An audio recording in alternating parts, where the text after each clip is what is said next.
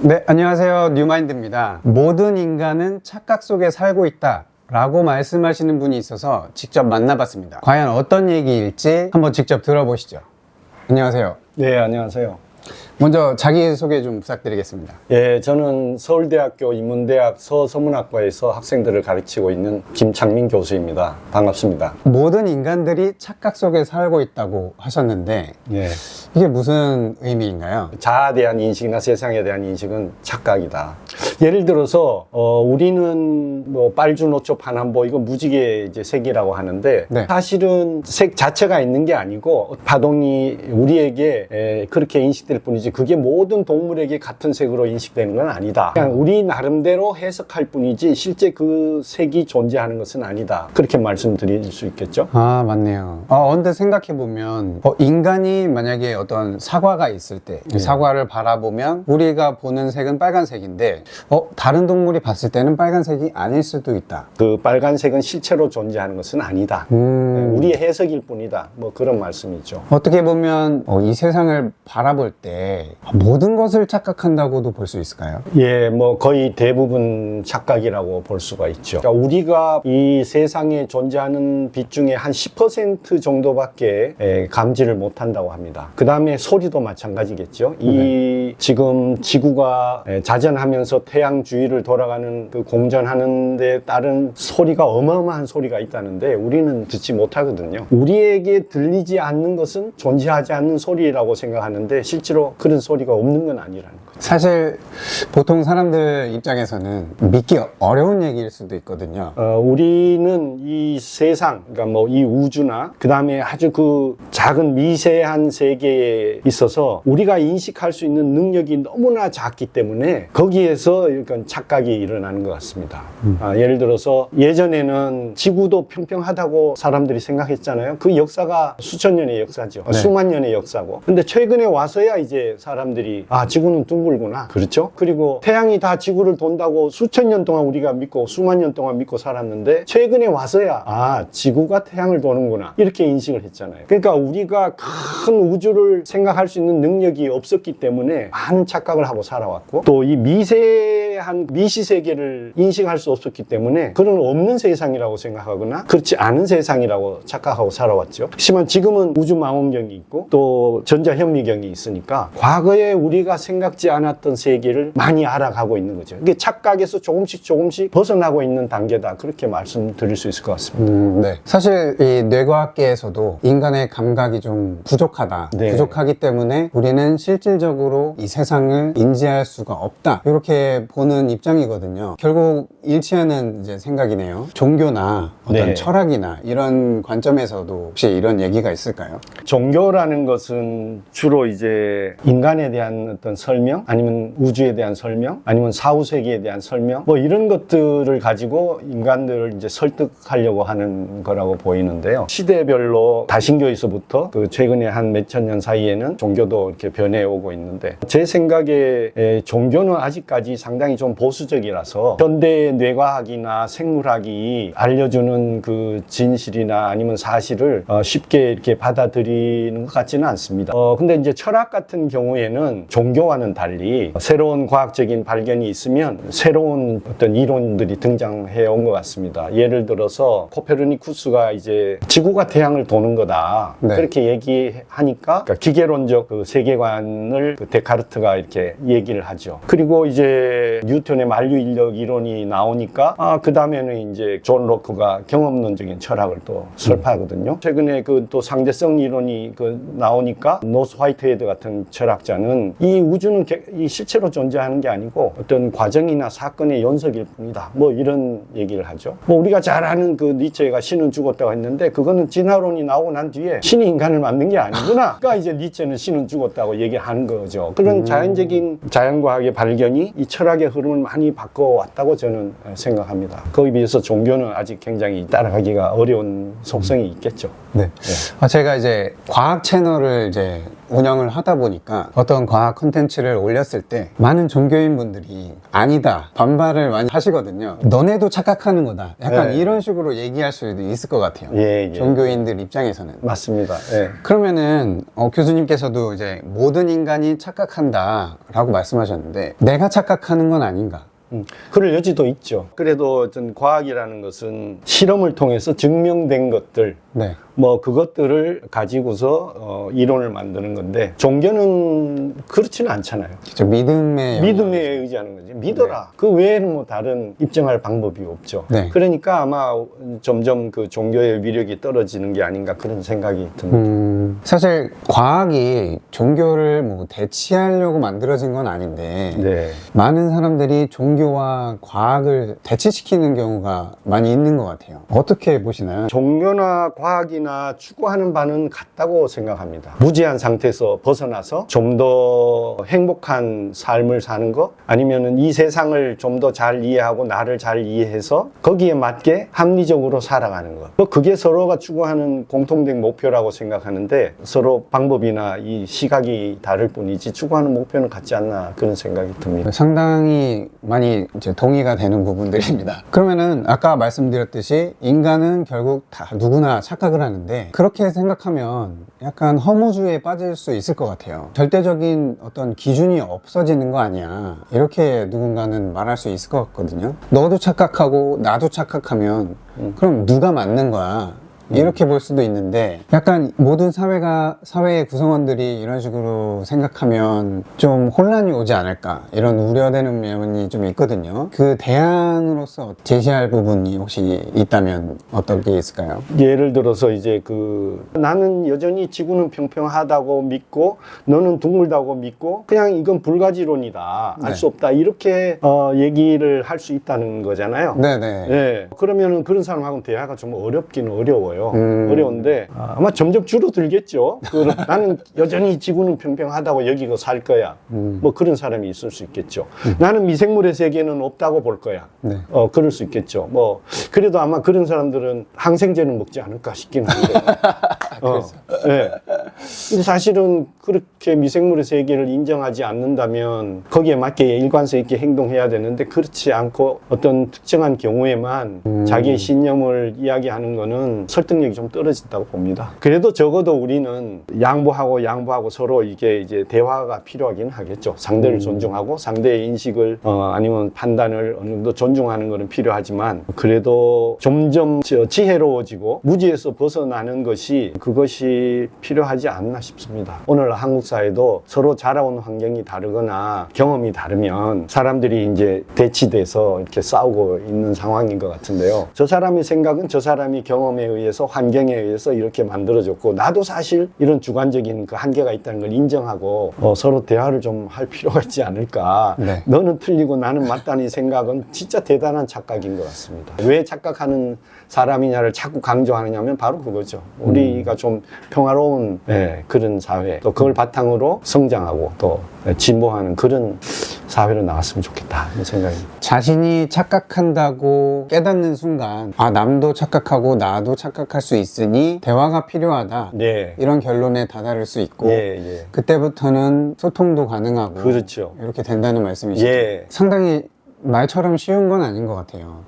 뇌과학에서도 어떤 편향된 시각으로 바라보기 시작하면 그 보이는 것만 이제 보이는 거죠. 예. 그럼 다른 정보들은 들어오지 않고 네. 내가 보고 싶은 것만 보게 되고 그 다음부터는 누가 나한테 무슨 얘기를 해도 받아들이기가 힘들고 이게 참 어려운 것 같아요. 그렇죠. 그러니까 수천 년 동안 종교가 유지될 수 있는 거 아닙니까?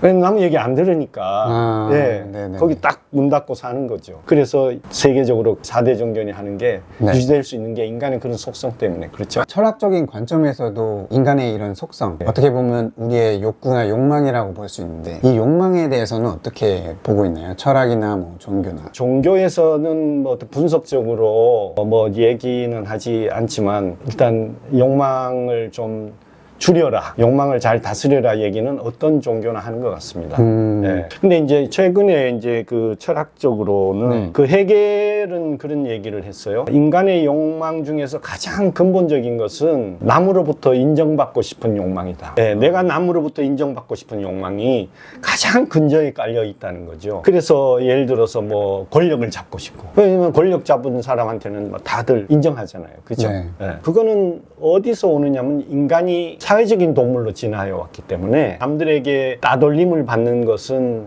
아주 고통스러운 일이고, 네. 남들로부터 인정받는 것은 굉장한 환희와 기쁨을 주는 거라고 하는 거죠. 그래서 우리가 그 인정을 받기 위해서 돈도 벌려고 그러고 모든 행동을 많이 하게 되죠. 뭐 위험한 행동도 하고 자기 목숨이 위태로울 수도 있는데, 그 이제 반대로 이제 인간이 그 소외를 당하면은 그 왕따라는 거 말이죠. 너무나 고통스럽고 네. 막 자살까지 생각하게 되잖아요. 그죠? 네. 그 역시 또 사회적인 동물로 우리가 원시 시대에 자기가 그 집단에서 왕따를 당하면은 다른 동물한테 잡아먹히겠죠. 그죠? 네. 우린 육체적으로는 이 생태계에서 뭐 한 중간 정도밖에 안 되니까 늑대나 뭐 사자나 호랑이한테 이제 잡아먹히니까 이 집단이나 자기 그 부족에서 벗어나는 순간 곧 죽음의 위험이 닥쳐오니까 그 왕따 당한다는 것은 우리에게 아주 싫은 그 고통의 감정으로 심어진 것 같습니다. 이런 질문을 저는 많이 댓글로 받아봤거든요. 우리의 유전자 그리고 인간이 생존을 가장 최우선의 목적으로 두고 있는데 네. 왜 자살을 하는가? 자살하는 게 인간만은 아닌가 봐요. 그죠? 그래서 뭐 고래도 왜 해변에 막 아, 네. 밀려와가지고 자살 행위들을 뭐 한다고 그러죠. 물론 이제 뭐 벌이나 이런 것들이 상대를 공격해서 쏘고 자기는 또 뭐 죽는 경우도 있는데, 그거는 뭐 거의 이제 본능에 가까운 희생정신이라고 볼 수 있는데, 결국은 그 사람 또한 최대한 자기 나름대로 고통을이나 그때 역경을 극복하려고 노력하고 난 다음에 네. 주관적인 판단에 의해서 자살을 선택할 수 있을 것 같은데, 결국에는 최선을 다해 생존을 위해서 살지만 더 이상 할 것이 없다고 판단이 되면 주관적인 판단이죠. 어떤 그런 판단을 내리게 되는 데는 그 사람의 어떤 경험, 또 자기의 사고, 평소의 사고, 세계관, 네. 뭐 이런 것에 의해서 판단을 하겠죠. 그래서 그런 판단을 갖게 하는 것은 하나의 문화라고도 할 수 있죠. 뭐 어떤 문화에서는 또 뭐 옛날에 예를 들어서 일본 같은 경우는 사무라이는 자기의 명예나 뭐 어떤 네. 누명이 있으면은 네. 할복하잖아요. 네. 그것도 어떤 문화가 이제 그 사람에게 심어주는 기준이거든요. 아, 이 정도면 넌 죽어야 돼. 그러니까 우리 사회도 세계 자살 1위의 국가인데, 우리 사회도 사실은 알게 모르게 우리가 그런 이 사회의 기준을 갖고 있다는 겁니다. 그 사람들이 빨리 그렇게 생을 포기하게 만드는 그 이유는 뭐냐 하면은, 우리는 너무 그 물질의 모든 가치 기준을 두고 있는 사회다. 네. 세계에서 가장 물질 만능주의에 빠져 있는 국가이다. 그걸 최근에 이제 뭐 어떤 조사에 보면은 OECD 국가 17개 나라인가 정확하게 지금 기억이 안 나지만 그 국민들한테 의식 조사를 했어요. 당신의 삶에서 가장 가치 있는 것은 무엇입니까? 두 나라 빼고 다 가족이 제일 소중한 가치라고 생각을 했어요. 근데 대만과 대한민국만 가족이 1등이 아니에요. 한국은 1등이 돈입니다, 돈. 두 번째, 대만은 그래도 가족인데 우리는 가족이 3위로 밀려났어요. 대만은 1등이 돈인데 2등은 가족. 한국은 3등이 가족이에요. 세계에서 유일한 국가다. 가족이 3등으로 밀리는 나라고. 자살률이 제일 높은 이유가 바로 그 다 같이 연관되어 있다고 보이죠. 출산율이 낮고 하는 게, 이게 이제 모두가 돈의 기준을 두고 있으니까 이게 돈이 자기 목표로 안 되면은 삶의 가치가 없다, 이렇게 생각하는 거죠. 삶의 의미가 없다. 그래서 이 사실 우리 사회가 좀 많이 반성하고 이 삶이 무언가에 대해서 좀 더 깊이 있게 생각할 수 있는 다양한 가치, 삶에 있어 다양한 가치가 있다. 돈 아니라도 얼마든지 많은 가치들이 살만한 가치가 있다는 것을 서로 인식하는 그런 사회가 돼야 될 필요가 있을 것 같아요. 굉장히 위험한 사회라고 봅니다. 교수님이 책 쓰신 이유도 그런 자살과 관련됐다고 들었는데 예. 네. 책 예. 쓰신 계기가 어떻게 되신 거예요? 제가 2008년에 서울대학교 인문대학에 이제 보직을 맡고 있었는데요. 네. 그 당시에 서울대생들이 연달아 이렇게 자살하는 사건이 일어났었어요. 아니, 이 서울대생들이면 남들이 보기에는 굉장히 그 행복하게 대학 생활을 하고 있어야 되는데 아, 네. 왜 이런 일이 일어날까 하고 이제 관심을 갖게 됐습니다. 그래서 그때 당시에 학생생활문화원에 의뢰를 해보니까 그 우울증 상담하는 학생도 굉장히 많고, 조사를 해보면 서울대 학생들 중에서 열등감을 갖는 학생들이 굉장히 많다는 겁니다. 아, 그 최고의 학생들만 네. 모였는데 네. 열등감을 배신감이 심하다고요? 예, 예. 그래서 행복이란 무언가에 대해서 이제 관심을 갖기 시작을 했어요. 그래서 이것저것 찾아보니까, 이 행복도 자전거 타는 것처럼 이게 배울 필요가 있는 거다. 이 행복이라는 것에 대해서도 우리가 좀 배울 필요가 있다. 그렇게 해서 행복학 개론을 수업을 한번 진행해 볼까? 그런 생각을 했습니다. 그래서 동서양 고전과 행복이라는 그런 강의를 만들어서 각 분야에 있는 선생님들이 모여서 이제 옴니부스 강의를 했죠. 네, 그때도 뇌과학 하시는 분도 오시고, 네. 생물학, 뭐 의대에서도 오시고, 그 다음에 이제 각 문학, 영문학, 불문학, 동문학에서 문학 작품들은 행복을 어떻게 생각하는가. 물론 이제 철학과도 오고 심리학과도 오고 해서 그런 강의를 한번 진행을 해봤습니다. 우리가 우리 자신을 좀 돌아보고 반성할 수 있는 그런 기회가 좀 더 필요하지 않겠나. 사실 인간에게 선한 행동을 강조해 왔던 것은 종교의 역할이 굉장히 컸거든요. 이제 종교가 자꾸 힘을 잃어가면서 또 반대로 방송이나 뭐 그 사회 매체들은 그 인간의 욕망을 끊임없이 자극하잖아요. 네. 예, 그래서 대다수 사람들은 사실 좌절하게 만들고, 이거는 사실 우리가 참 시급하게 돌아봐야 될 상황인 것 같은데, 그래서 뭐 제 나름대로 인간이란 무엇인가라는 생각을 자꾸 하게 됐고, 그래서 지금 이 책을 어떻게 보면은 인간학 개론서, 인생 설명서, 인간 설명서 뭐 그런 차원으로 한번 써볼 필요가 있겠다 해서 써봤습니다. 네. 저도 책을 읽어봤는데 굉장히 이제 지혜롭게 쓰신 것 같아요. 이 감사합니다. 예, 철학이나 종교나 과학이나 인간이 그동안 많이 깨달아왔던 전체적인 어떤 도구들을 총집합해가지고 정리를 해주신 느낌이어가지고 예. 정리 좀 하고 싶었습니다. 예, 너무 좋았고, 사실 이제 행복이라는 게 기준이 사람마다 달라서 예. 나는 이렇게 해야지 행복해, 너는 이렇게 해야지 행복해, 그럼 너는 너의 행복대로 가, 이렇게 어떻게 보면 개인주의로 요즘에 빠져들기도 하는 것 같은데, 예. 이런 행복의 절대적인 기준이 없다 보니까 사회 전체적인 어떤 행복을 위한 통합적인 노력이 시도 자체가 좀 어렵지 않나, 이런 생각도 들거든요. 예, 행복학에서 보면 기본적으로 인간이 행복하려면 의식주는 해결이 돼야 되겠죠. 내가 네. 당장 지금 밤새 떨고 아니면은 배가 고픈데 거기 뭐 더 이상 빨리 그것부터 해결해야 되겠죠. 그렇죠. 생존이 일단 보장이 돼야 되겠죠. 돼야죠. 그거는 국가에서 신경을 써야 할 부분이죠. 우리가 세금을 내는 것은 우리 이 사회를 위해서 세금을 내는 거잖아요. 이 사회가 망하면 결국 나도 망한다라는 그런 생각이 있기 때문에 세금을 내는 거거든요. 찰스 다윈은 그 진화론에서 어려운 환경에서 살아남는 그 개체들에 의해서 유전자가 보존되고 진화한다, 뭐 이런 얘기잖아요. 근데 최근의 생물학에서는 개체의 생존보다 중요한 것은 그 종의 생존이다. 그 종이 망하면 개체는 지가 아무리 똑똑해봐야, 아무리 능력 있어봐야 유전자를 보존하기 어렵다. 결국은 우리 개인들도 국가가 망하면 나 또한 타격이 오고, 또 국가가 잘 되면 나도 덩달아 이렇게 좋아진다, 이런데 거의 다 동의할 겁니다. 네. 그렇죠? 내가 아무리 열심히 한들 내가 지금 아프리카 못 사는 나라에 태어났다면 내 능력이 아무리 뛰어나봤자 한계가 있겠죠. 결국은 자기 집단이 망하면 나도 망한다는 생각을 가지고 어떤 같이 살아야 된다는 생각을 조금 이제 강조해야 될 때가 아닌가. 뭐냐면 개인주의가 너무 성행했기 때문에 네. 거기에 이제 좀 균형을 맞출 그런 시기가 되지 않았나는 그 생각이 듭니다. 그래서 아까 말씀하신 대로 너는 네대로 살고 나는 내대로 산다, 이거 굉장히 좀 위험한 점이 있고, 최소한 그래도 이제 같이 어느 정도의 기본적인 것은 네. 서로 갖추도록 노력을 해야 되고, 그 다음에 뭐 자기 취향에 따라서, 그죠? 자기 가치에 따라서 네. 삶의 방향을 정하는 것은 오히려 그 건강한 사회라고 할 수 있겠죠. 결국에는 우리가 남을 위해서, 사회를 위해서 뭔가를 해야 된다는 인식이 좀 확산될 필요가 있는 것 같아요. 예. 그 선진이 시민의식이라고 할 수 있겠죠. 네. 이게 너무 전체주의로 흐르는 것도 위험하지만 네. 개인주의에 너무 빠지는 것 또한 위험하다. 뭐 뻔한 얘기지만요. 예. 우리가 모두가 이런 생각을 가진 사람은 많아요. 많은데 이거를 실질적으로 행동으로 옮기는 게 어려운 것 같아요. 예. 결국에는 인간은 제 생각에는 이제 환경이 만들어줘야지 거기에 적응하면서 살기 그렇죠. 때문에 예. 우리가 스스로 우리 환경을 좀 바꿔야 되지 않나. 그래서 이제 국가의 지도자가 중요하겠죠. 국가의 지도자가 이 국가를 어떤 식으로 끌어가야 되겠다고 생각을 하느냐.